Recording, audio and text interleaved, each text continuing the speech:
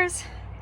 Made myself a second cup of coffee this morning, and I've actually cut way down since I started using my little 𝘼𝙗𝙦 that I got for my birthday, because it only makes about 1 cup at a time. I got the quote 3-cup version, which is probably 3 cups of espresso and 1 cup of regular coffee.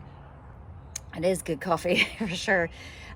So I used to make, gosh, just for myself, a pot with like 8 cups of coffee in it, and I'd sip on it all morning. But I think it's probably a good thing that I'm cutting back a little bit. So having a second cup this morning is a real treat. I have now turned my attention to the space that's going to be above the bed.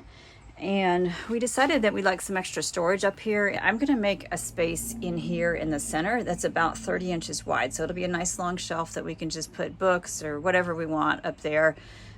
Still will be insulated behind, and then it will jut out a little bit from the wood here, but we'll use probably about half of the depth right here, which is, I don't know, 3-4 inches, something like that. So it'll just give us a little bit more space without having a shelf that bumps way out into the bedroom area, because we do want to be able to sit up here and not bang our heads. On the other side over here is where our cabinets will be for our clothes, and those are going to be probably about 15 inches deep. But right now I'm just working on this side, doing the top, and then framing around the window here so that we can actually start getting some siding in. The screws I'm using for this portion of the project are the Kreg screws. They're 1 1/4 inch, and they came with my kit. I did buy more at Lowe's, and there are other brands of these. Since they're about the same price, I went ahead and bought more of the Kreg screws just so I'm uniform across the build. I'm going to go ahead and just drop some glue on all 3 of these before I attach them. And I'm still using the Loctite Power Grab. I'm pretty happy with the consistency of it. It's nice and thick so it doesn't run, and it holds really well once it dries. There are a lot of just subtle variations in the height here, so I've actually labeled these so as I put them back in I know what goes where. Makes life a lot easier when I'm smart enough to do that. Sometimes I forget. They're fitting in nicely, and I can go ahead and screw them in. Because of the angle here and the length of the drill bit, it is a little bit harder to get in there. I think you could probably buy a square bit from another source that's not as long, but this is the one that came with the Kreg jig. Here. So this is the area where the shelf will be. And then as I get ready to do the upper cabinet over here and the wall, I will go ahead and put some more pieces in. All right, I've got the upper pieces in now, ready with space for the shelf. And I need to turn my attention to this area, which is right above the bed. And I feel like I'm complexifying again. You can see this fancy contraption here I made, and it actually is designed so that it can attach, it can glue back to this piece here, the aluminum that's holding the side of the bed. But that's a lot of wood, and I just need to figure out how to do this in a little bit more streamlined fashion. So I'm gonna do some calculating before I cut any more wood. Well, I finally got the framing on the passenger side of the bed done, or mostly done. I'm going to put 1 more piece of wood up there just to give us something else to attach the end of the siding to. And then I've had to add kind of a sill piece here just to keep everything on level so that the siding will come up nice and evenly, which means I'm also going to have to cap that with some kind of a little windowsill. We don't want it to stick out too far because we don't want to hit our heads on it, but I think that's going to work in terms of keeping all of the siding on the same plane. And then I did create this initial frame. You may have seen it in one of my prior videos as I was starting to work on this, and I did realize that I don't need this cross piece at all, but it's already glued and screwed, so I'm going to leave it there. But when I get over to this side, I can simplify things a lot, and now that I know what the plan is and how I'm going to put it all together, this one should go together a lot faster. I'm just going to take this apart for a minute and show you what I've done. On the side rail here of the van, there are some big holes. So I needed to find a way to support the vertical pieces so they don't fall down in the hole. So what I've done is create some blocks here, and they are screwed and glued together. And then when I put it in, that provides the support. I'm adding glue on this side to hold it against the wood and the aluminum here. And I'm just taking this apart because I've got my vertical piece right here, excuse me, my horizontal piece that needs to come in behind in order to make these come out to the same depth as these side pieces. So I'm going to wedge this up in here, hopefully it'll fit, yep, and align it between these 2 verticals, and I'm just going to use my little clamps to pulled it up so that I can screw it in from side to side.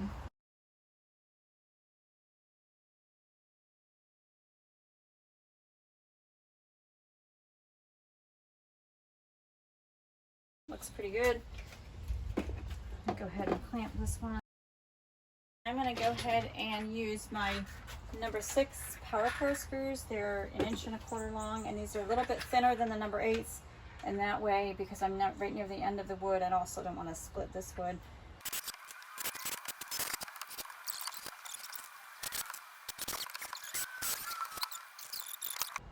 All right, so this bottom section is all pieced together. Right, I've shored up the section behind me there and added some extra glue to make sure that it's nice and secure. So I feel like it's going to be pretty good, particularly just because the weight of the siding is not great at all. It's very, very lightweight cedar planking, so that's good. And I'm going to go ahead and start putting up the cedar along there, but first I have to get my insulation out. That is all the insulation that I had put in way too early, and it fell out. So I know I may not be able to get all the pieces exactly the way they were before, but I'm going to go ahead and stick it back up. I'm going to do it there, do this section, and then after I get these boards moved, which are the ceiling, kind of like underlayment or overlayment, if you will, for the ceiling before I put the tin tile in, which is going to be pretty amazing. One other thing I decided in this section here, since there's going to be a bench down below, originally I was going to do siding just all the way down, but I am just going to go to about 30 inches, and then we'll have the seat itself, which is 18 inches high, and then the back of it, and then the rest of it will be siding and the shelf above. Good morning. It is a new day, and I have to admit I was a bit discouraged yesterday, and I had an awesome day on Friday. I was just rocking and rolling and having a great time getting up the framing and that sort of thing. And then when I realized some of my mistakes and the heat and just kind of everything snuck up on me yesterday. So it was one of those down days in the roller coaster of the van build. I'm back at it this morning, and I actually did accomplish a few things yesterday. So let me show you real quick what I have been up to and what I'm doing today. As I mentioned, I needed to get all of the insulation back in, and I have done that. And I bought 7 of these big rolls of insulation, so 2 giant boxes with 3 each and then 1 extra box. This is only the 4th of the 7. So even though I feel like I'm insulating pretty well, I believe maybe I overbought, but we'll see, because I still need to insulate up in that area. I still need to insulate up in the ceiling, which might take 2 bats, 2 layers. And I won't have any problem doing that. I don't feel like I need to conserve my insulation. If I have enough wool left over, I could actually probably sell it, because I'm sure somebody would like to have it. But anyway, I was busy and I got all of that put in on both sides. You can't see it behind the ceiling panels right there. Let me see if I can move that and show you. Yep, that's in, and this is in, and I am now working on my first layer of cedar siding. And I did have some problems yesterday, which is part of the reason I got a little bit discouraged, just realizing little things like the curve of the wall here. This can butt up right here. I was hoping to go as far as this little edge right here, but it's just not straight, and nothing in the van is straight. So I'm going to just follow this edge just for appearance's sake, even though it's not straight. And then I'll probably come back in with some trim that's going to cover this whole section right here. I'm also going to have to trim around the window. And then a big thing that I discovered, if you'll notice all of these pieces in here in the bottom, I had only put wood where I had braces. So I had these big gaps and the insulation was popping out. If you look over here on the driver's side, you can see what I mean. And I did not want that insulation popping out underneath the siding. So I had to go back and regroup, and these are already fully installed, locked down tight, not going anywhere. And unfortunately, since I put that in so solid, it's practically impossible to remove without kind of cutting everything out and completely starting over. In hindsight, the smartest thing to do would have been to use a solid piece of 1x3 across here behind the aluminum that I'm using for the bed frame, and not have to piece it together the way that I did. But that's just one more live and learn experience. So I've got it in now, and I have my first layer of cedar paneling in. I had started out trimming the end right here, and then I did a little double checking, and actually the tongue side should be up. which I did not know, but the reason is that at least in outdoor applications with the groove, you don't want any moisture or water to collect in the groove if it is up. So you have a channel like that and it just collects things. So in addition to water, I assume dust and other crud. So I'm going to go ahead and follow that instruction. And then for each side, there is a little teeny tiny nail that goes in, at least one nail per piece. And I've also glued behind here to keep it secure. Now, I had a heck of time finding the right kind of nails for this siding because it is so thin. It called for 18 gauge brads or 23 gauge pin nails, and when you get into those small sizes, typically they're made for pneumatic nailers, which I don't have, and I didn't really feel like renting one and having to rent a compressor and all that kind of stuff since I never used one. And it seemed like that kind of power is overkill for such fine, thin wood. So I finally, after making the rounds to all the hardware store yesterday, I found these little wire nails at Lowe's, hidden on the very top shelf. And they seem to be working okay. I also had to buy myself a little nail punch so that you can recess the nails and allow room for the tongue. Now, what I haven't tried yet and I'm about to do is actually, once the nail is in, see how the tongue or how the groove fits on top of that. So let me show you. This nail you can see is just flush with the siding, and my goal is to get it, there's a little curve right here, the edge is just there, and my goal is to get that in just below that, but also to not have it show. Now, when I went a little higher, this one cracked a bit, but I'm having that happen all along with this siding. So it's just byproduct of the thin cedar, but I think I can still make it work. So I'm gonna forge ahead and see how it goes. All right, the second piece is much longer. I'm not sure I'm actually going to use such a long piece. Typically, it's better to have them a bit staggered. So I can see the nails here. Unfortunately, even though it's tongue and groove lashed, it's not covering that. And I think that it is too fine to actually put it higher and have it hidden. So my nails are going to show, but I can always touch them up with a little bit of paint or something to hide them. So I'm going to go ahead and find a couple of slightly smaller boards to put in this section and then keep going.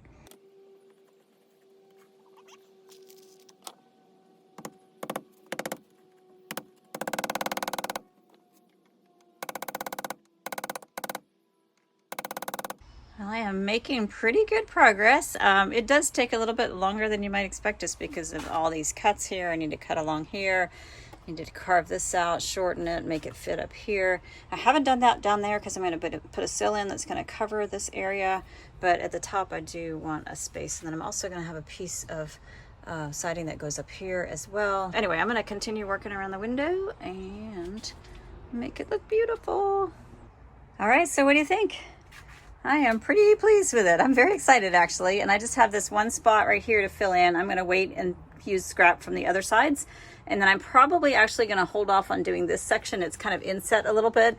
And I think I want to use that to brace the shelf that's going to be up here. So I'm not going to put a piece up there yet. I will have plenty of wood left over from this project, lots and lots of scraps. So just from all the cuts and that sort of thing. So I can always come back later and add little wood up here if I want.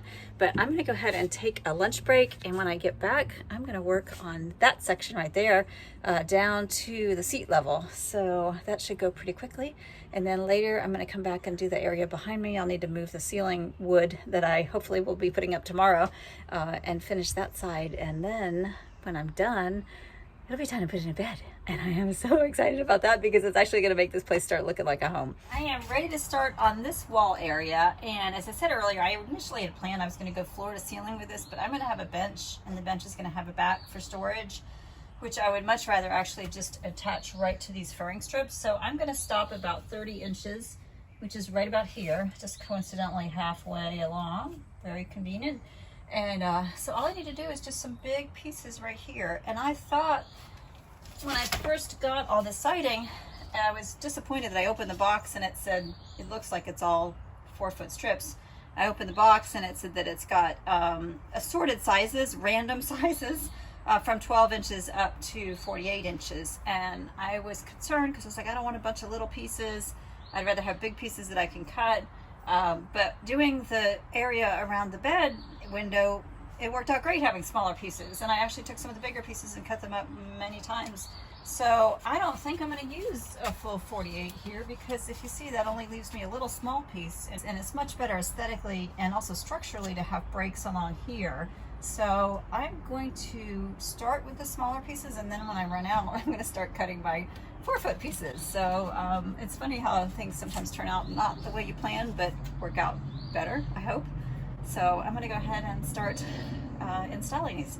And I did measure from the floor up, just because I'm not sure that this board is 100% level. Actually, there's no such thing as level in a van, but even from the floor. So it's just a hair off, so I'm going to leave a little bit more space here and slightly less space here, and I should be in great shape. And then I'm also aligning just to this horizontal or this vertical piece here, and then as I go down, I will have to come out a little bit, but yeah, I think that's going to work out really well. It's nice that sometimes the lines of the van actually work out the way you'd like them to. Now, initially I was thinking that my reading lights would come out from underneath here, but I think since we're going to put a shelf here, that I may just drop them down from the shelf, and if not, I can come right through here, and then just actually what I would do is drill a hole through the siding and then go up and fish the line out if I need to.